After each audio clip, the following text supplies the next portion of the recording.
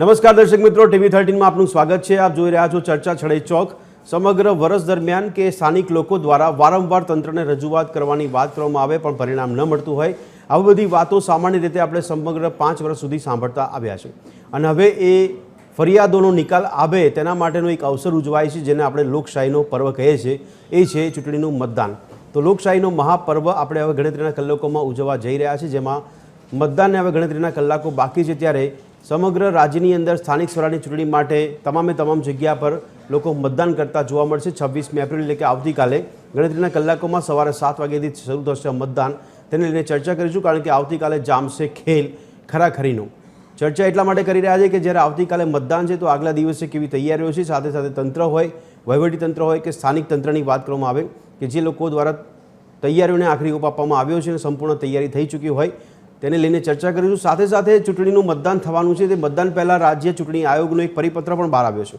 આ પરિપત્રને લઈને વિવાદ પણ થયો છે, તેને પણ સમજવાનો પ્રયત્ન કરીશું કે આ પરિપત્ર શા માટે અને પરિપત્રમાં નિયમોને કેમ નેવે મૂકવામાં આવ્યા છે, તેને સમજવાનો પ્રયત્ન કરીશું। આજે વાત કરીશું આપણે આવતીકાલે થવાનું છે મતદાન એટલા માટે કે આવતીકાલે ગરમીનો પારો પણ ઉંચકાવાનો છે, તેની આગાહી છે। તો ગરમીના પારાની વચ્ચે લોકો મતદાન કરતા જોવા મળશે, મતદારોનો કેવો ઉત્સાહ જોવા મળશે, તેને લઈને ચર્ચા કરીશું। TV13 પર સમગ્ર દિવસ દરમિયાન આપ મતદાનની પડેપડની માહિતી પણ મેળવી શકશો, પણ આજે ચર્ચા આપણે કરી રહ્યા છીએ મતદાન અને મતદારોનો મિજાજ।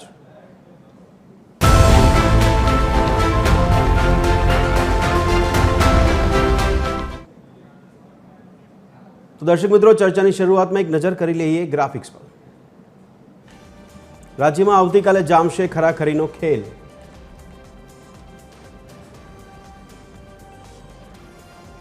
તો આવતીકાલે થશે સ્થાનિક સ્વરાજની ચૂંટણી માટેનું મતદાન।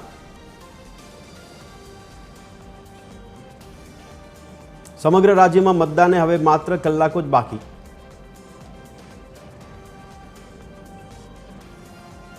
તો રાજ્ય ચૂંટણી આયોગના એક પરિપત્રને કારણે ભારે વિવાદ સર્જાયો છે। ગુનેગારોને ચૂંટણી દરમિયાન એજન્ટ તરીકે બેસાડવાની છૂટ આપવામાં આવી હોય તેવો એક પરિપત્ર મૂકવામાં આવ્યો છે। ચૂંટણી પ્રક્રિયાની પવિત્રતા સામે આ નિર્ણયને લઈને ઘણા બધા સવાલો ઊભા થઈ રહ્યા છે। તો રાજ્યમાં મતદાનને લઈને તમામ બૂથ પર આખરી તૈયારીઓ।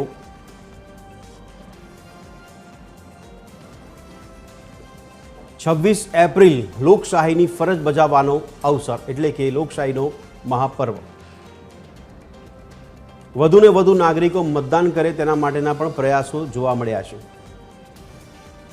તો તમામ આ મુદ્દા પર ચર્ચા કરીશું અને વાત કરીશું આપણે કે તમામ માધ્યમો થકી પણ નાગરિકોમાં મતદાન જાગૃતિના કાર્યક્રમો પણ થયા છે। તો આવતીકાલે મતદાનની પ્રક્રિયા હાથ ધરાશે, ત્યારે મતદારોનો ઉત્સાહ કેવો જોવા મળવાનો છે અને મતદારોનો મિજાજ કેવો રહેશે તેને સમજવાનો પ્રયત્ન કરીશું।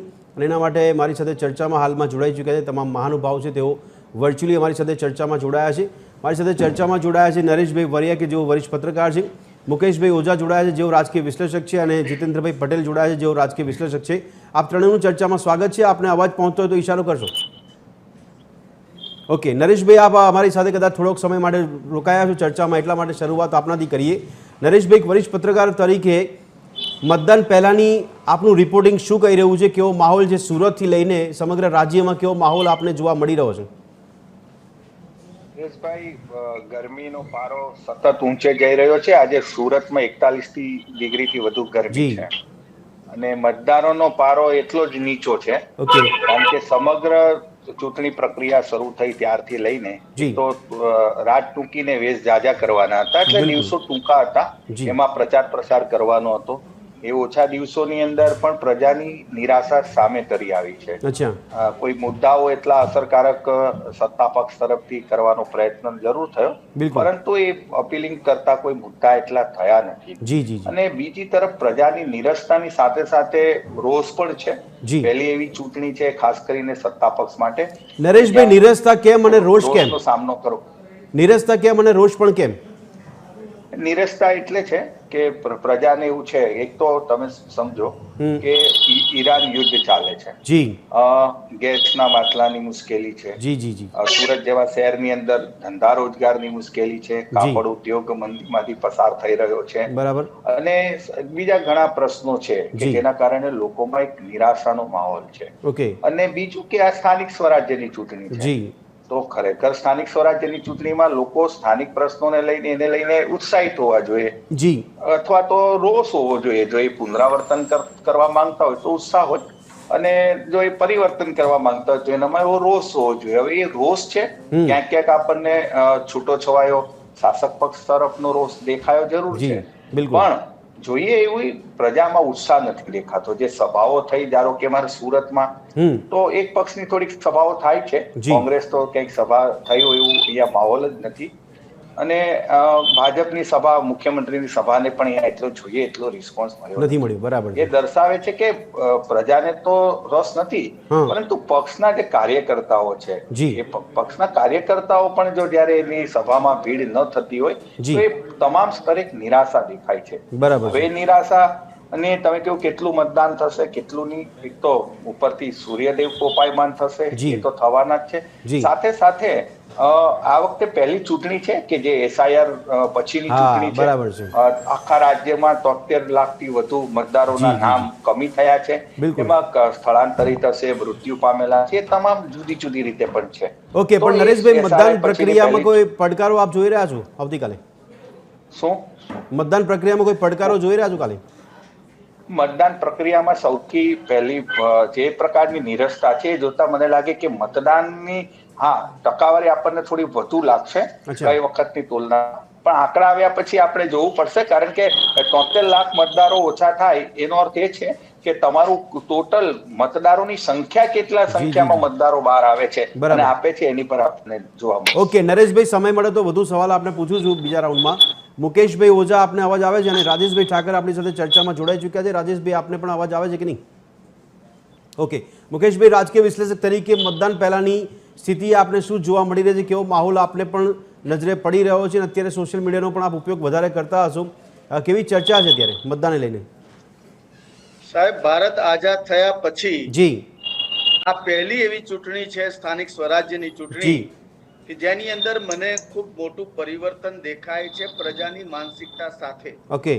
નંબર 1, જી પ્રજાની અંદર આક્રોશ છે, પણ એની સાથે સાથે નેતાઓનું જે વાણી વિલાસ વધી રહ્યું છે, લોહિયાળ જંગ થઈ રહ્યો છે. આજે પણ મહેસાણામાં ભાજપ કોંગ્રેસના નેતા વચ્ચે હત્યા થઈ છે. જી જી.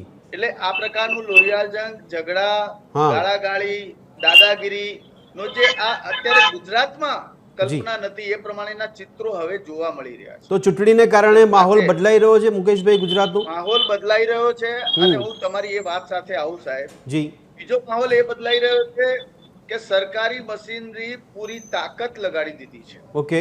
નો ડાઉટ, સુરત હોય કે સૌરાષ્ટ્ર હોય, કદાચ ત્યાં તમને વિપક્ષની થોડીક જાગૃત ભૂમિકા જોવા મળે, પરંતુ આખા બાકીના તમામ ગુજરાતના વિસ્તારોમાં સુસ્ત અવસ્થા છે. પબ્લિક નો અંડરકરન્ટ છે, પરંતુ ગઈકાલે મેં જોયું કે ઇલેક્શન કમિશનરે જે પરિપત્ર બહાર કાઢ્યો અને એમાં એવું કીધું કે જે ગુનેગાર રેકોર્ડ ધરાવે છે, જે ગુનાહિત પ્રવૃત્તિમાં સંકળાયેલા છે, એમનો જે પહેલા અત્યાર સુધીનો જે નિયમ હતો એને રદ કરવામાં આવ્યો. બરાબર છે. પ્રજા તો અપેક્ષા એ રાખે કે ચૂંટણીની અંદર આ ઇલેક્શન કમિશનર છે એ વધારે કડક એવા કાયદા બનાવે કે ક્યાં બૂથનું કઈ કેપ્ચરિંગ ના થાય, ખોટી ત્યાં ઝઘડા ના થાય. એના બદલે એમણે જે ગુનાહિત પ્રવૃત્તિઓનો જે કાયદો હતો એ પરિપત્રમાં રદબાતલ કરવામાં આવ્યો. એટલે જે ગુનેગાર વ્યક્તિઓ ન બેસવા જોઈએ એની જોગવાઈ રદ કરી છે. આ એ દર્શાવે છે કે હવે ચૂંટણી કામ દામ દંડ. ઓકે મુકેશભાઈ, આ પરિપત્રને એક પડકાર માની રહ્યા છો આવતીકાલે ચૂંટણી મતદાન માટે? તમારો અવાજ ઓછો આવે છે. એક પડકાર માની રહ્યા છો આ પરિપત્રમાં જે જાહેર કર્યો એ? પરિપત્ર સાહેબ, પરિપત્ર ઉપર કોઈ વિપક્ષે કેમ પીઆઈએલ ના કરી? કેન્દ્ર સરકાર તરફથી આ પરિપત્ર ઉપર કેમ કોઈએ ચિંતા ના વ્યક્ત કરી? આ દેશની અંદર આવા પરિપત્રો નીકળશે. આવતીકાલે તો એમ નીકળશે કે ભાઈ જે સૌથી વધારે શક્તિશાળી છે, ડોન છે, બુટલેગર છે, એમને તમે સોંપો બરાબર મતદાન કેન્દ્રો. એટલે આ શું સ્થિતિ દર્શાવી રહી છે? બરાબર. લોકોની માનસિકતાની અંદર કેવી અસર પડી રહી છે? શું ઉમેદવાર ત્યાં જાય, ઝઘડો થાય ત્યાં તો ઉમેદવાર મતદાન કરવાનું બંધ કરી દેશે? બરાબર. એક એ પ્રકારના ભયના માહોલ બનાવવાનું કામ કર્યું છે આગલા દિવસે. અચ્છા, આ શું દર્શાવે છે? બિલકુલ બિલકુલ. પબ્લિકની ચિંતાની કોઈ ચિંતા જ નથી સરકારને. ઓકે મુકેશભાઈ, અન્ય સવાલ આપણે પૂછું છું. નરેશભાઈ આપણી પાસે વાણી વિલાસ કરીને કે ગ્રાન્ટ નહીં મળે, પેલી મનીષા વકીલ એમ કે ગ્રાન્ટ નહીં મળે. તમારા બાપાના ઘેરથી પૈસા આવેલા છે. ઓકે, પબ્લિકના ટેક્સના પૈસા છે. સાચી વાત છે. સરકારની તો વિધાનસભા તમે ખરીદી લીધી છે. એટલે આ પ્રકારના રાજકીય સ્ટેટમેન્ટ આપો છો. જી, એટલે પ્રજાને તમે શું મૂર્ખ સમજી રહ્યા છો? આ પ્રકારની વાણી વિલાસથી ગુજરાતની જનતાને દુઃખ લાગે છે. ઓકે મુકેશભાઈ, આ કેટલો મોટો પડકાર રહેશે આવતીકાલે એની પર ચર્ચા આપણે આગળ વધારીએ છીએ. નરેશભાઈ કદાચ થોડો સમય માટે એટલે આપણે કદાચ બીજો રાઉન્ડમાં એમને પણ સવાલ પૂછી શકાય. જીતેન્દ્રભાઈ, આપણે સવાલ રાજકીય વિશ્લેષક તરીકે કયા સમીકરણો અત્યારે છેલ્લા સમયના જોઈ રહ્યા છો આપ જીતેન્દ્રભાઈ મતદાન પહેલાના? અનમ્યુટ કરો. સ્થાનિક સ્વરાજ્યની ચૂંટણીમાં પ્રજાને એના સ્થાનિક પ્રશ્નોની ચિંતા હોય, બરાબર, પરંતુ પરિસ્થિતિ એ છે કે સ્થાનિક પ્રશ્નોની સમસ્યા, કારણ કે સ્થાનિક આટલા વર્ષથી ભાજપનું શાસન છે મોટા ભાગે દરેક જગ્યાએ, પણ સ્થાનિક સમસ્યાઓ જેસે તે છે. દર વખતે ઠાલા વચનો આપવામાં આવતા કે હવે આવતા વખતે થશે, બજેટમાં ફરવાઈ ગયું છે, કામ શરૂ થઈ ગયું છે, પછી કામ પૂર્ણ ન થાય ને કામ પત્યું હોય, મને રસ્તો બન્યો હોય તો પાછું ખોદાઈને ગટર નખાયું અને ગટર બન્યું હોય તો રસ્તો બાકી રહી ગયો હોય. બરાબર છે. એટલે લોકો નિરાશા હતા. લોકોને એમ છે કે અમને કોઈ સારો વિકલ્પ મળશે, પણ સારો વિકલ્પ ઉભો ન થયો અને સારો વિકલ્પ માટે કોંગ્રેસના જેટલા ઉમેદવારો ઉભા રહ્યા અથવા તો જે પ્રયાસ કર્યો એ બધા જયારે બિનહરીફ ચૂંટાયા ત્યારે લોકોમાં નિરસતા દેખાય. હવે શું આ જ પક્ષને પાછો મત આપવાનો, જે પક્ષે અમે નારાજ છે, જે પક્ષે અમને સવગતો નથી આપી, જે પક્ષે, એટલે આ જે નિરાશા છે એ નિરાશા આગળ જતા મતદાનમાં કાલે જો ટકાવારી ઘટશે. બીજી તરફ તાપ છે. ત્રીજી વસ્તુ એ છે કે લોકોને અત્યારે મોંઘવારી અને અન્ય એવા પોતાની એવા લોકોને પોતાના કામમાં જેટલા ગૂંચવાઈ ગયા છે કે એને રાજકીય પક્ષમાં કોણ સત્તા પર આવશે, કોણ કામ કરશે, કારણ કે બધા નેતાઓ માટે એવી છાપ થઈ છે કોઈ પણ આવે આપણા કામ થવા નથી, આપણે આપણું જાતે જ કરવું પડશે. જીતેન્દ્રભાઈ, મતદાનની ટકાવારી નિરસ આ રીતે પણ થઈ છે કારણ કે કોઈને પણ વિશ્વાસ જ નથી. ઓકે જીતેન્દ્રભાઈ, મતદાનની ટકાવારી ઘટશે એવું આપ કહો છો કે વધશે? પરિણામ એ થાય છે કે જીતેન્દ્રભાઈ ટકાવારી ઘટશે કે વધશે? મને એવું લાગે છે ઘટશે, કારણ કે લોકોને ઘટશે એવું લાગે છે મને તો. પણ મતદાન વધુ થાય જીતેન્દ્રભાઈ, સારી એક નેતા એવા ઉભા રહ્યા હોય કે ઓકે જીતેન્દ્રભાઈ, મતદાન વધુ થાય તેવા પ્રયાસો થયા છે, એવું નથી કે મતદાન ઘટે એના પ્રયાસો નથી થયા, વધારા માટેના પ્રયાસો થયા છે, છતાં પણ આપણે લાગે છે કે ઘટશે? એક જ પક્ષે પ્રયાસ થયા છે અને એ ભાજપે. અને ભાજપે એના કમિટેડ મતદારોને સવારે કહી દીધું છે કે સવારે 7 થી 10 વાગે મતદાન કરી દેવું. બરાબર. પણ બીજા પક્ષોનો પ્રચાર તમને ક્યાંય દેખાયો નહીં હોય. મોટાભાગે સુરત અને સૌરાષ્ટ્રના થોડા ગામોની વાત કરતા લગભગ એક પક્ષીય પ્રચાર થયો છે. ઓકે, તો જીતેન્દ્રભાઈ, રાજકીય વિચારધારાવાળા વ્યક્તિઓ જ તમને મતદાનમાં દેખાશે. ઓકે, રાજકીય વિશ્લેષક તરીકે આપણે લાગે છે કે કમિટેડ વોટ જ પરિણામ સુધી પહોંચે છે મોટા ભાગે, કારણ કે આ તો પછી છુપો ચંદ્રકરણ છે, લોકો જેને મતદાન કરે એવી મને શક્યતા બહુ ઓછી લાગે છે. ઓકે જીતેન્દ્રભાઈ, અન્ય સવાલ આપણે પૂછું છું. રાજેશભાઈ ઠાકર આપણી સાથે જોડાઈ ચૂક્યા છે રાજકીય વિશ્લેષક તરીકે. રાજેશભાઈ, આપને અવાજ આવતો હશે મારો? જી આવે છે. યસ રાજેશભાઈ, આ છેલ્લા સમીકરણો પરથી આપનું અનુમાન શું કહી રહ્યું છે? આવતીકાલે મતદાનની પ્રક્રિયા હાથ ધરાશે, એમાં પડકાર કયા જોઈ રહ્યા છો? ટકાવારી વધશે કે ઘટશે, શું લાગે છે આપને? પડકાર ભારતીય જનતા પાર્ટીનો પડકાર વિપક્ષ કરતા વધારે છે. ઓકે, વિપક્ષનો પડકાર છે પણ ગુજરાતના અમુક પોકેટ્સની અંદર છે. દાખલા તરીકે સુરત મહાનગરપાલિકા છે તો ત્યાં આગળ આમ આદમી પાર્ટીનો પડકાર એમને મળે છે. ઉત્તર ગુજરાત છે તેમાં પાટણ જિલ્લો અને બનાસકાંઠામાં ભારતીય જનતા પાર્ટીને વિપક્ષ નો પડકાર છે. મધ્ય ગુજરાતમાં જે આદિવાસી બેલ્ટ છે એની અંદર ભારતીય જનતા પાર્ટી સામે ને સૌરાષ્ટ્ર, આ રીજન સિવાય જે 8 મહાનગરપાલિકાઓમાં છે એમાં ભારતીય જનતા પાર્ટી ને નુકસાન કરી શકે સ્થિતિમાં છે.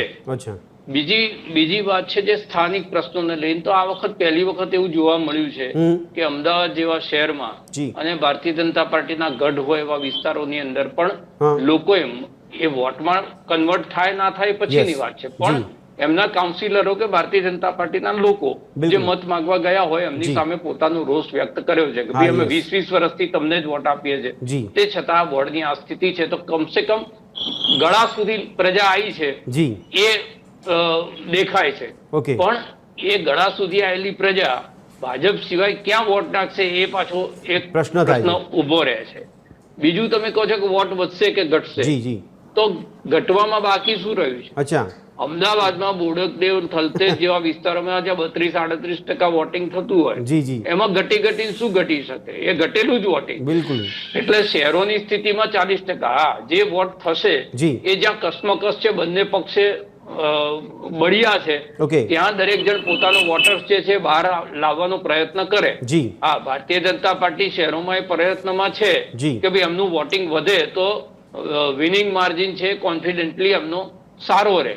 અને જીતેન્દ્રભાઈની વાત સાથે હું સંમત છું કે અમદાવાદમાં બહુ બધા વિસ્તારોની અંદર કોંગ્રેસના કાર્યકર્તાઓ ડોર ટુ ડોર કેમ્પેનમાં પણ નથી પહોંચ્યા, નથી એમની પત્રિકાઓ પહોંચી, નથી એમની સ્લીપો પહોંચી. બરાબર છે. એ સ્થિતિની અંદર લોકો આપમેળે જઈને જે કમિટેડ કોંગ્રેસનો વોટ હોય, કમિટેડ આમ આદમી પાર્ટીનો વોટ છે એ ઠીક છે કે અચ્છા, તો રાજેશભાઈ પહેલેથી સરેન્ડર કરી દીધું છે કે શું કોંગ્રેસે? એટલે અમદાવાદ શહેરમાં તમે જુઓ ને તો એમાં પણ પાછું પૂર્વ અમદાવાદ છે એમાં કોંગ્રેસ તમને જીવતી દેખાય, દરવાજાની અંદરના વિસ્તારો છે એમાં કોંગ્રેસ દેખાય. તમે પશ્ચિમ વિસ્તાર ગઈ વખતે 65 બેઠકો પર ડિપોઝિટ ગઈ કોંગ્રેસની. હવે 65 બેઠકો ઉપર પ્રયત્ન એવો થવો જોઈએ જ્યાં કમજોર છે ત્યાં સૌથી વધારે પ્રયત્ન કરવો જોઈએ. એના બદલે જે જગ્યાએ મજબૂત છે ત્યાં પ્રચાર દેખાય છે. બીજું, જે નેતાઓએ જ્યાં ટિકિટો વેચી, દાખલા તરીકે જિગ્નેશ મેવાણીએ જે 11 કે 12 એના કોટાની ટિકિટ અમદાવાદમાં આપી, તો જિગ્નેશ મેવાણીએ 12 ને જીતાડવાનો પ્રયત્ન કર્યો. અમિત ચાવડા જે તો એનું રજવાડું ખેડા જિલ્લો છે, તો ભરતસિંહ સોલંકી અમિત ચાવડા જે છે એ ખેડા જિલ્લા પૂરતી મહેનત કરે, પરેશ ધાનાણી છે અમરેલી પૂરતી મહેનત. આખું ગુજરાતની અંદર જે કોન્સોલિડેટ એક રણનીતિ બનાવીને પ્રચાર થવો જોઈએ એ નથી થયો. નહીં, પણ રાજેશભાઈ કોંગ્રેસનું માઇન્ડસેટ આટલું બધું ડાઉન હોય એવું આપના આંકલન પરથી લાગે છે, પણ સોશિયલ મીડિયામાં તો પ્રમોશન તો જબરદસ્ત કરવામાં આવ્યું છે, ઈઆઈ નો ઉપયોગ કરીને પ્રમોશન કરવામાં આવ્યું છે. સોશિયલ મીડિયાથી જો ચૂંટણી જીતાઈ જવાની હોય તો પ્રશાંત કિશોર બિહારના અત્યારે મુખ્યમંત્રી હોત. બરાબર છે. સોશિયલ મીડિયા કેમ્પેન થી જ જો ચૂંટણી જીતી જવાની હોત તો સોશિયલ મીડિયા ચલાવનારા જે લોકો છે, જે પ્રોફેશનલ કંપનીઓ છે, એ લોકો ચૂંટણી લડી નાખે. તો પછી ફિઝિકલ ફેક્ટર પર ધ્યાન નહીં આપવાનું કારણ શું? માહોલ ઉભો કરે. સોશિયલ મીડિયા સંગઠન નથી, સંગઠન ઉપર કામ નથી કરે. બરાબર છે. તમે જો સંગઠન, તમે ખાલી નેતાઓથી ચૂંટણી ના લડી શકો ને. એનું મિકેનિઝમ જે છે એ તો છેવટે વર્કર્સ છે ને, એ વર્કર્સની જે ફોર્સ છે એ ફોર્સ તમે કમજોર કરી દીધી છે. વિધાનસભામાં દેખાય, કારણ કે એમાં તો કેવું છે કે એક જ મોટા વિસ્તારની અંદર જે બી કાર્યકર્તાઓ 1000-1200 છે એમણે કામ કર્યું. સ્થાનિકમાં વોર્ડ વાઇઝ કાર્યકર્તા વેચાઈ જાય અને એના કારણે ફોર્સ જે છે એનું ડિવિઝન થાય, એટલે એમની તાકાત છે એ સંગઠનની ઓછી થાય. એટલા માટે હું કહું છું કે જ્યાં ભારતીય જનતા પાર્ટી મજબૂત છે, ભારતીય જનતા પાર્ટી ટ્રાય કરે છે કે જેટલું વધારે મતદાન થાય, તે છતાં મેં જે વિસ્તારો કીધા ભારતીય જનતા પાર્ટીના ગઢ છે એની અંદર 38-40% થી ઉપર વોટિંગ થાય એ સ્થિતિ નથી. એટલે 60% લોકો જે વોટ જ નથી નાખતા ને, એ સોશિયલ મીડિયાના ક્રાંતિકારીઓ છે. ઓકે રાજેશભાઈ, આવતીકાલે જોઈએ કે આપના જે આંકડા કેટલા સાચા પડે છે, કારણ કે મતદાન જે વિસ્તારોમાં આપે કીધું કેટલા ટકાવારી થશે.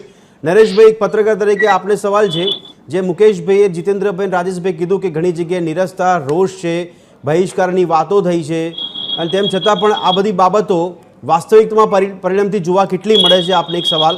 બીજો કે આ ખરેખર રોષ દેખાતો હોય કે સત્તા પક્ષની એન્ટી ઇન્કમન્સી છે, પણ આ પછી ડાયવર્ટ થઈ જતી દેખાય છે, એનું કારણ શું હોઈ શકે? પહેલી વાત, રાજેશ કહ્યું એમ ચૂંટણી કોણ જીતાડે છે? તો કાર્યકર્તાઓ ચૂંટણી જીતાડતા હોય છે. કોંગ્રેસ પાસે અત્યારે કોઈ એવું પોતાનું સંગઠન નથી. સેવાદળ ક્યારની વાર્તા પૂરી થઈ ગઈ છે. ભારતીય જનતા પાર્ટી પાસે આપણે એના કામથી ટીકા કરીએ, એની નીતિથી કરીએ, એના નેતાઓની જે અહંકાર છે એ બધું કરીએ, એ બધું છે. બધા નબળા એની પાસે ઘણા પાસા છે, પણ એની પાસે સૌથી મોટી બાબત એમની પાસે ટીમ છે. એ શક્તિ કેન્દ્રો ચલાવે, વિવિધ મોરચાઓ એના ઉભા હોય છે. એટલે સંગઠનમાં જે લોકોને સ્થાન મળ્યું હોય એ આપણને અત્યારે એમ લાગે કે ભારતીય જનતા પાર્ટી પ્રત્યે એટલો રોષ છે, છતાં એ રોષ તમને મતદાનમાં કેમ પરિવર્તિત નથી થતો? તો એ એટલે નથી થતો કે જે લોકો તમને અત્યારે જે બહારથી દેખાતું હોય, ઘણી વખત સભામાં બહુ બધા લોકો આવે, એનો મતલબ એ નથી હોતો કે એના મતદાર હોય. મતદારો હોય એને તમારે મતદાન મથક સુધી લઈ જવાની જે તમારી વ્યવસ્થા હોય છે એ ખૂબ મહત્વની હોય છે. એ બંને પક્ષ પાસે નથી. કોંગ્રેસ પાસે તો મુશ્કેલીથી એને જયારે ઉમેદવારો જે પાર્ટીને ન મળતા હોય અને જે મળ્યા છે એમને સંગઠન સિવાય પોતાની તાકાતથી લડવાનું હોય. તો એવી પરિસ્થિતિની અંદર ભારતીય જનતા પાર્ટી આપણે એટલા રોષને પછી કહેવામાં આવે, આને એક નેરેટિવ એવો બનાવવામાં આવે કે ભાઈ આટલો બધો રોષ હતો, આટલું બધું એ છે, તો પણ પ્રજા આને ચૂંટી લાવે છે, આને શું કામ? અને તમે જોજો કે આટલું બધું ગમે તો સોશિયલ મીડિયામાં એક વસ્તુ આવતી જ હોય છે કે ભાઈ આવશે તો ભાજપ જ. વિચાર કરો, એટલે એનો મતલબ શું છે? એનું કારણ છે કે સામે જે લોકો છે એને નેટવર્ક છે ને. સુરતની અંદર ધારો કે ગઈ વખતની પરિસ્થિતિ અલગ હતી, આ વખતે પણ જે પ્રકારે માહોલ છે તો એક પોકેટ્સ પૂરતો રહે છે, અને એ પણ આશા અપેક્ષાનું મતદાન નથી થવાનું. તમે સમજો, એ એવા પ્રકારનું રોષિત મતદાન છે, થોડું કાસ્ટિઝમનું મતદાન છે, અને બીજા પ્રશ્નો છે એનું મતદાન છે. અને બધાને ખબર છે એક વસ્તુ, માઇન્ડસેટ એવો છે કે ભાઈ આવશે તો સત્તા જ, જે પણ આવશે વિપક્ષ માટે. પરંતુ એ મુશ્કેલી એ છે કોંગ્રેસ જેવા પક્ષને કે જેને પોતાનો જનાધાર, તમે બેઠકો તો પછીની વાત છે, તમે તમારું જનાધાર કરવાનો હોય છે. આ ચૂંટણીની અંદર તમારે હવે વિધાનસભાની ચૂંટણી આવે, આપણે એને સેમીફાઈનલ કરતા હોય તો એક તમારે એની મજબૂતાઈ ઉભી કરવાની વાત હોય છે. તમે સમજો, ગુજરાતની રાજનીતિમાં જે ફેરફાર આવ્યો ને, એક વાત મારી પૂરી કરું છું. 2000ની સાલમાં જયારે કેશુભાઈ મુખ્યમંત્રી હતા, 25 માંથી 24 જિલ્લા પંચાયત ભાજપ હારી ગયું હતું. અને પછી ભૂકંપ આવ્યો ને પછી નરેન્દ્ર મોદી નામના વ્યક્તિ ગુજરાતના મુખ્યમંત્રી તરીકે આવ્યા. એટલે સ્થાનિક સ્વરાજ્યની ચૂંટણી ખૂબ મહત્વની હોય છે. પણ નરેશભાઈ, આપનું જે આંકલન સાંભળ્યા પછી એક સવાલ થાય છે કે વિપક્ષમાં છે કોણ ગુજરાતમાં? જો વિપક્ષની ભૂમિકા માત્ર ચૂંટણી પૂરતી હોતી નથી, એટલે જ વિપક્ષો નથી ચાલતા. તમે ચૂંટણી સમયે દેખાવ છો, ચૂંટણી પછી ગાયબ થઈ જાઓ છો. વિપક્ષના નેતાઓ પણ તમને ચૂંટણી સમયે ટિકિટ વાંચુઓ દેખાય. હું વારંવાર કહું છું કે સુરતની અંદર 120 ઉમેદવાર કોંગ્રેસને મળે, પરંતુ એને કોઈ જન આંદોલન કરવાનું હોય તો ત્યાં 100 વ્યક્તિ ભેગા નથી થતા. નરેશભાઈ, આપે પહેલા જવાબમાં નિરસ્તા અને રોષની વાત કરી હતી, તો એ સંદર્ભમાં એક સવાલ છે કે વિપક્ષની ભૂમિકામાં રાજકીય પાર્ટીઓ જો આપણને જોવા ન મળતી હોય તો પછી પ્રજા ખરેખર વિપક્ષમાં છે કે નહીં? પ્રજા વિપક્ષમાં પ્રજાને એક વાત સમજો, વિકલ્પ જોતા હોય. એને કોઈ દેખાય તો એ લોકો મતદાન કરે. દરેક વિસ્તાર વાઇઝ મેં કહ્યું ને કે પેલા જે પોકેટ છે, સૌરાષ્ટ્રીયન જે બેલ છે, જે આમ આદમી પાર્ટી નું પ્રભુત્વ છે, તો ત્યાં એનું કારણ છે કે એમને ત્યાં દેખાય છે કે આ લડાયકું છે, આપણા જે અસંતોષ છે એ અસંતોષ ત્યાં વ્યક્ત કરે છે શાસન પક્ષ સામે. નરેશભાઈ, પણ આપને એક સવાલ હજી પૂછી લઉં, કારણ કે પરિપત્રની ચર્ચા મુકેશભાઈ જે કરી, એક સવાલ એને લઈને એટલા માટે થાય છે કે આ પડકાર ઉભો થશે આવતીકાલે કે એજન્ટ જે બેઠા હશે કદાચ ગુનાહિત પ્રવૃત્તિ કરવાવાળા, બેકગ્રાઉન્ડ ધરાવતાવાળા કે ગુનેગાર પણ હોઈ શકે, તો એનાથી મતદાન પર ફરક પડશે ખરી, એવું લાગે છે આપને? મતદાન પર તમે સમજો, એક એજન્ટ પ્રથામાં સુકામાં લાવ્યા હશે પરિપત્ર ચૂંટણી પંચનો છે, અને સરકાર અહીંયા રાજ્ય ચૂંટણી કમિશનર લાગતું હોય છે. તો મેં એક વાત એમ કહું છું, આપણે જયારે લિસ્ટ બનાવે ને ત્યારે સરકાર તરફથી, એટલે વહીવટી તંત્ર, ચૂંટણી તંત્ર, જિલ્લા ચૂંટણી તંત્ર આપણને સંવેદન બૂથની યાદી હોય છે કે આ સંવેદન બૂથ છે, આટલા મતદાન મથકો સંવેદનશીલ છે. તો સંવેદનશીલ જે મતદાન મથક હોય ને ત્યાં જે પક્ષો હોય, રાજકીય પક્ષ, એ માથાભારે માણસોને મૂકે કે ત્યાં એ સંભાળી શકે.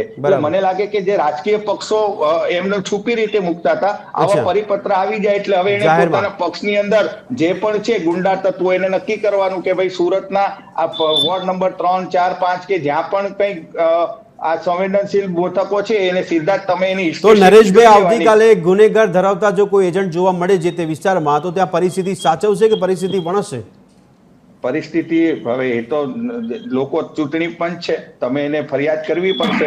ખરેખર એવા દેખાય તો, પણ હવે તમે છીંડું જ આપી દીધું. હું કહું છું કે છૂટ આપી કે તમે આવા ગુનાહિત જેને તત્વો, જે આખો પરિપત્ર જ તમે ફેરવીને લખી દો છો, તો હવે એને તમે પડકારશો કેમ? મુકેશભાઈ કહ્યું એમ પડકારશો કેમ? તો મને લાગે આ પડકારવા જઈએ તો ચૂંટણી પૂરી થઈ જાય.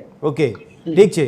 મુકેશભાઈ, આપને સવાલ છે કે રાજ્ય ચૂંટણી આયોગ દ્વારા પરિપત્ર જાહેર કરાયો છે, તો આમાં કેન્દ્રીય ચૂંટણી આયોગ કોઈ દખલગીરી ના કરી શકે કે પછી રાજ્યનો વિષય છે? આયોગ છે હા, અને આ આયોગ ક્યારે નિર્ણય બદલ્યો હશે? શું સરકારે એની અંદર પ્રેશર નહીં નાખ્યું હોય? બિલકુલ. સરકારે એમને હાથમાં લેવાનો પ્રયત્ન નહીં કર્યો હોય? જી. ચૂંટણી કમિશનરને રાત્રે સપના આયા કે હું આ પરિપત્ર બદલી દઉં? તો કોણે નિર્દેશ આપ્યા હશે? સ્પષ્ટ થઈ ગયું છે. ઓકે. આ સ્પષ્ટ થઈ ગયું છે હા. કે સરકાર કઈ મશીનરીથી કયા પ્રેશરથી ઇલેક્શન કમિશનર ઉપર કામ જી. થઈ રહ્યું છે એ ખુલ્લું પડી ગયું. એક મિનિટ, નરેશભાઈને કદાચ જવું છે. નરેશભાઈ, આપ અમારી સાથે ચર્ચામાં જોડાયા તે બદલ ખૂબ ખૂબ આભાર આપનો. કદાચ આપનો સમય પૂરો થઈ ગયો છે. ઠીક છે નરેશભાઈ, ધન્યવાદ. મુકેશભાઈ, આપની વાત પૂરી કરી શકો છો.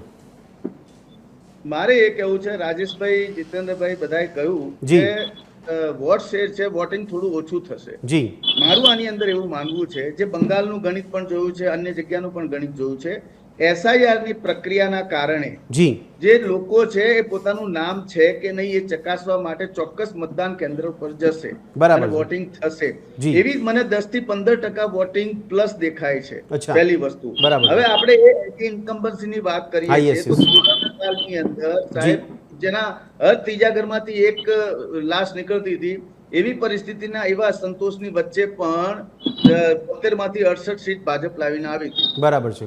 આ પરિસ્થિતિ એ દર્શાવે છે કે એન્ટી ઇન્કમ્બન્સી જે થઈ રહી છે અત્યારે વાદ વિવાદ સોશિયલ મીડિયા ન્યૂઝ અને એમાં છે, પરંતુ જે જનતા જે વોટ આપનારી છે એમના સુધી એવા કોઈ સેન્સિટિવ મેસેજ જી જી હજુ સુધી એમને પહોંચ્યા નથી નથી. એ પહોંચ્યા. લોકો તો માત્ર સોશિયલ મીડિયાથી જોવે છે Okay. અને એક નેરેટિવ સેટ કરે છે કે હવે કોઈ પણ સોશિયલ મીડિયા જુઓ સાહેબ, જી. એની નીચે જે લખેલું હોય છે ને ક્યારેક તો વાંચતા પણ શરમ આવે છે. હા, બરાબર છે. એટલું બધું થઈ રહ્યું છે, પણ આ પરિસ્થિતિ આજથી 5-10 વર્ષ પહેલા ક્યારેય નથી સાહેબ. બરાબર છે. આટલું બેફામ વિલાસ કે દાદાગીરી નહીં, પણ મુકેશભાઈ, આ આપે આટલું બધું BJP ઓબ્ઝર્વેશન કર્યું સોશિયલ મીડિયામાં, પરિણામ શું? સાહેબ પરિણામ તો કાલે ખબર પડશે. પરિણામમાં અગાઉ જેમ વાત કરી હમ. કે વિપક્ષ જે છે ને જી. એ વિપક્ષ ચૂંટણીના ટાઈમે દેખાય છે. ઓકે. હવે વિપક્ષને ખ્યાલ આવી ગયો કે જો થોડુંક વધારે કામ કર્યું હોત જી. તો આ આક્રોશ કદાચ આપને જીતમાં ફેરવી શક્યા હોત. બરાબર છે. એટલે હવે કદાચ 2027 માટે વિપક્ષ એની અંદર કોઈ નવી ભૂમિકા નવું અચ્છા. ચિંતન કરીને જો કાર્ય કરે હા. તો એમને ફલસ્વરૂપ પરિણામ મળી શકે એમ છે. બરાબર આજે છે. અપક્ષમાં ચૂંટણી જીતેલા બીજેપીમાં ગયેલા ભગવાન દાસ પટેલ જી. એ ઉત્તર ગુજરાતમાં એવું કહે છે જી. કે જો તમે ભાજપને નહીં જીતાડો તો ધાનેરામાં જઈને તમારા માટે ઉપાડીએ, કામ નહીં કરીએ. બરાબર છે. એમના વાણી વિલાસ જે આવી રહ્યા છે જી. એમાંથી દારૂ, આજના પેપરમાં જોયું કે દારૂના હા, યસ. અચાનક વધી ગયા. જી. આજ તો કતલની રાત છે. બિલકુલ. આજની રાતે તો શું થાય, જી. પરંતુ સાહેબ કાર્યાલયો ઉપર ભીડ નથી. નથી. બરાબર. હા, ત્યાં છે અતિ જી. છે ઓકે. અને જ્યાં નથી ત્યાં નથી. યસ મેં યસ એવા કાર્યાલય પણ જોયા છે કે ઉમેદવાર 5 દિવસથી કાર્યાલય પર પણ નથી આવ્યા. બરાબર છે. એવા પણ ઉમેદવારો છે. જી. અને એવા જેનામાં રાજનીતિનો રય નથી આવડતો ઓકે. એવા ઉમેદવારો છે. હા. એટલે આ વખતની ચૂંટણીમાં સૌથી કમી દેખાશે વિપક્ષોને એજન્ટની કમી દેખાશે. અચ્છા, ઓકે. કારણ કે એજન્ટ બનવા પણ કોઈ તૈયાર નથી. બરાબર છે. એટલે આ એજન્ટ કમીના કારણે પણ કંઈક દખલ વખલ થઈ શકે એમ છે. અચ્છા. એટલે આ એક તરફી ચૂંટણી છે. નહીં, પણ ચોક્કસ મુકેશભાઈ, આ ચૂંટણી પરિપત્રથી પરંતુ વિપક્ષને અસર પડશે કે મતદાન પર અસર પડશે? સાહેબ જે મતદાન કરવા જશે એમની પાસે 3 વિકલ્પ છે. જી. 3. હા. પહેલો વિકલ્પ છે તમારે જેને ગમે છે એને વોટ આપો. ઓકે. તમને સત્તાથી વિમુખ થયેલા છો, પરેશાન છો તો વિપક્ષના કોઈને આપો. જી. અને બંનેથી પરેશાન છો, દરેક ઉમેદવારથી પરેશાન છો તો નોટાનો તો અવશ્ય ઉપયોગ થાય. બરાબર છે. નોટાનો તો અવશ્ય ઉપયોગ કરવો પડશે. ઓકે. એટલે એમની પાસે નોટાનું પણ આ વર્ષે મને ખૂબ વધારે પ્રમાણ લાગે છે આપને? શંકાઓના દેખાઈ રહી છે. ચોક્કસ. જીતેન્દ્રભાઈ, આપને સવાલ છે કે આ દાવા જે કરાય છે સરકારી સંસાધનોનો દુરુપયોગ થશે અથવા તો વધારે પડતો ઉપયોગ કરીને એ મતદાનને ફેરવવાનો પ્રયત્ન થશે, આ દાવા ખરેખર સાચા હોય છે કે પછી માત્ર વાતો હોય છે? જો પહેલો તો તમને હા. ચૂંટણી પ્રક્રિયાને શંકાસ્પદ બાબતો SIR હા, yes. એટલા નામો કમી થઈ હા, ગયા. બિલકુલ. હવે એ નામો કમી થઈ ગયા એટલે મતદાનનું પ્રમાણ ઓટોમેટિકલી વધવાનું, એટલે પહેલું ષડયંત્ર ત્યાંથી શરૂ થયું. જી. કેટલાય વિસ્તારોમાં હા. વર્ષોથી રહેતા લોકોના નામો કમી થઈ જાય યસ. કેટલાય લોકો કે અમે ઘર છોડી નથી ગયા, અમને કોઈ પૂછવા નથી આવ્યું, અમારા નામો કમી થઈ ગયા, એટલે પહેલું ષડયંત્ર ત્યાંથી ચાલુ થયું. હવે આ બીજું જે ષડયંત્ર અત્યારે ગઈકાલે જે પરિપત્ર આવે એ પરિપત્ર તમે અસલ કદાચ ગામમાં ખબર હોય તો ગામમાં એક માણસ બેઠો હોય ને તો ગામનો કોઈ માણસ બોલે ના. બરાબર છે. એવા જે ગ્રામીણ વિસ્તારો છે એમાં આવો અસામાજિક તત્વ જો ચૂંટણી એજન્ટ તરીકે મતદાન મથકમાં બેઠો હશે ને તો કદાચ બુથ કેપ્ચરિંગની અથવા તો નહીં દેખાય એવી ઘટનાઓ બનવાની છે. ઓકે. વિપક્ષ પાસે ચૂંટણી એજન્ટો નથી, જ્યાં એજન્ટો છે એ એજન્ટોમાં કોઈ તમારા મારા જેવો બોલવાવાળો વ્યક્તિ હશે તો આવા અસામાજિક તત્વોને ત્યાં બેસાડી દેવામાં આવશે, એટલે બોલ્યા વગર એના નામે ટીક થશે અને કદાચ ઈવીએમ બટન કોક બીજું દબાવશે. બરાબર. આ શક્યતાને જોઈ શકાય. ઓકે. જોકે આજકાલ સોશિયલ મીડિયા એટલું એક્ટિવ થયું છે પણ તેમ છતાંય ત્યારે શહેરી વિસ્તારમાં કદાચ આ ઓછું થશે પણ ગ્રામીણ વિસ્તારમાં આની બહુ મોટી અસર થશે ત્યારે અસામાજિક તત્વોને અંદર મતદાન મથકમાં અસર. ત્રીજી વાત, સોશિયલ મીડિયાનો અથવા તો અન્ય પ્રકારે તમે જુઓ કે એક એવું હેમરિંગ કરવામાં આવે છે કે જીતશે તો ભાજપ જ. હવે તમે હું તમારાથી નારાજ છું ને મને ખબર છે કે તમે જીતવાના, હું શું કરવા મતદાન કરવા જાઉં અને કરું તો મારી પાસે વિકલ્પ પણ એવો હોવો જોઈએ ને કે ભાજપની સામે કોઈ એવો સારો ઉમેદવાર હોવો જોઈએ. હા, એટલે કે ભાઈ મત છેલ્લે આપણે મત આપવા જઈશું, કોઈ પણ આપીશું, જીતવાનું તો એ જ છે, તો શું કરવા આપવા જવું. એટલે કાં તો નોટામાં મત પડશે, થોડાક જે આપણા જેવા જાગૃત હશે તે લોકો, બાકી અમુક લોકો મતદાનથી દૂર રહેશે, પણ ટકાવારી તમને આંકડાકીય વધારે દેખાશે. કારણ કે પેલા જે નામો બધા રદ થઈ ગયા છે એટલે એટલા નામો ઓછા થઈ ગયા ઓટોમેટિકલી. એટલે માની લો કે એટલે ભાજપ બહુ અલગ રીતે આખી ચૂંટણી પ્રક્રિયા અને તંત્રનો ઉપયોગ કરીને એ રીતે આખી ગેમ પ્લાન કર્યો છે. બીજી વસ્તુ કે એમને લાગ્યું હતું કે અમારા વિપક્ષ કોંગ્રેસના ઉમેદવારો બિનહરીફ કરી દઈએ, એટલે મોટા ભાગે હવે તમે જો કોંગ્રેસના ઉમેદવાર જ્યારે બેઠકો બિનહરીફ કરી દીધી એટલે આપણે સ્વીકારી લીધું કે ભાઈ ભાજપ સત્તા પર આવવાનું છે, ખોટું શું કરવા ઝઘડા કરવા, ખોટા શું કરવા પ્રચાર કરવા, અને અથવા તો ખોટા શું કરવા દુશ્મની લેવી. એટલે લોકો એ રીતે પણ ટાળે છે. ઠીક છે. જો અંદર કરંટ છે અને લોકો જેને મતદાન કરે તો ચોક્કસ ઠીક છે. જીતેન્દ્રભાઈ, આને સવાલ પૂછું. રાજેશભાઈ, આપને અવાજ આવતો હોય તો એક સવાલ પૂછવાનું મન થાય છે. આપના આંકલનને ઓબ્ઝર્વેશન પ્રમાણે કેટલા વિભાગો પડી રહ્યા છે, મતદારો, પાર્ટીઓ, એજન્ટો અને સાથે સાથે જે સમર્થકો છે, આ ખરેખર કેટેગરી છે ખરી આપના મતે? જો આ હોય તો આ બધાનું માઇન્ડસેટ કેવું જોવા મળી રહ્યું છે આવતીકાલે મતદાન માટે? જો પહેલું તો ચૂંટણીમાં એવું દેખાઈ રહ્યું છે કે આ ચૂંટણીમાં પોલિટિકલ પાર્ટીઓને જેટલો રસ છે એટલો પ્રજાનો રસ નથી. ઓકે. બીજી વસ્તુ, જે લોકોને રસ છે કોઈક ને કોઈક રીતે પોલિટિકલ પાર્ટી સાથે કાં તો ઉમેદવારો સાથે સંકળાયેલા લોકો છે એમને રસ છે. અત્યાર સુધી જે ચૂંટણી પ્રચાર ચાલ્યો છે, પ્રચારની પ્રવૃત્તિમાં જોઈએ તો, કારણ કે તમે રોડ શો જુઓ, તમે રેલીઓ જુઓ, તેમાં ઉમેદવાર અને કાર્યકર્તાઓ આના સિવાય પ્રજાની જનભાગીદારી. એટલે ઘણી વખત તો આપણે દ્રશ્ય જોઈએ કે ઉમેદવારો નીકળ્યા હોય ને હાથ હલાવતા હોય તો રસ્તા ઉપર સામે કોઈ રિસ્પોન્સ કરતું હોય એવું તમને જોવા મળે નહીં, કે દુકાનની બહાર નીકળીને ડોક્યુ કરે, ભાઈ તમાશો હોય તો એ લોકો જોવા મળે. હા, બરાબર. પણ રોડમાં આસપાસથી જનારા લોકો કે સોસાયટીની બહાર લોકો જે પહેલા સ્વાગત કરવા આવતા અને એનાથી ખબર પડતો એક માહોલ, એ સ્થિતિ નથી. એટલે સૌથી પહેલા તો આખી ચૂંટણીની પ્રક્રિયા જે ચાલી આ 10 કે 12 દિવસથી, એની અંદર લોકોનો ઇન્ટરેસ્ટ ઓછો થયો. બીજું, આજે બિનહરીફ કરવા વાળી પ્રવૃત્તિ થઈ, એના કારણે લોકોમાં એ નેરેટિવ પણ ગયો કે અમારી જરૂર જ ક્યાં છે. આ તો તંત્ર બધું પતાવી દેતું હોય તો લોકોની જરૂર નથી, એટલે લોકતંત્રમાંથી લોકોનો ઇન્ટરેસ્ટ ઓછો થઈ જાય. બરાબર. એટલે કેટલા બધા લોકો એમ કે એ અને સત્તા પક્ષે નેરેટિવ સેટ કરવો છે કે વિપક્ષ જે છે ખતમ થઈ રહ્યો છે, એને હવે ચૂંટણી જીતતા તો ઠીક છે પણ લડતાય નથી આવડતું. બરાબર છે. આપણે ઘણી વખત એવું કહીએ કે જેને તેને હવે ભારતીય જનતા પાર્ટી શું કરવા લઈ લે છે અને ક્યાં લેવાની જરૂર છે, પણ એ દર વખતે એટલા માટે કરે છે કે એના કારણે વિપક્ષ જે છે હવે નામશેષ થઈ રહ્યો છે, લોકોને ખબર પડે. બરાબર. બીજું, ટાર્ગેટ સેટ કરવા કે ભાઈ અબકી બાર 150 બાર, એટલે તમે વિચારવા શું માંડો, પ્રજાનું મનોવિજ્ઞાન શું થાય કે ભાજપ 150 લાવશે, 120 માં અટકી જશે, 130 આવશે, ભાજપ હારશે એ વિચાર જ પૂરો થઈ ગયો. બરાબર. લોકોનું જે મેન્ટાલિટી છે એ મેન્ટાલિટી એનામાં જતી રહેશે કે ભાઈ આ 150. રાજેશભાઈ, આપને રાજકીય વિશ્લેષક તરીકે હું પૂછું કે પરિણામ શું આવશે તો કદાચ આપ જવાબ નહીં આપો, કદાચ એવું કહેશો કે દિવસે જ આપણને ખબર પડશે. એક સંભાવનાની વાત કરું છું, પણ આપે હમણાં કીધું કે સત્તા પક્ષ એક ટાર્ગેટ સેટ કરે કે ભાઈ આટલી સીટો અમને મળવાની છે, તો આ જે ટાર્ગેટ સેટ કરવા પાછળના ઉપાયો શું હોય છે આપના મતે?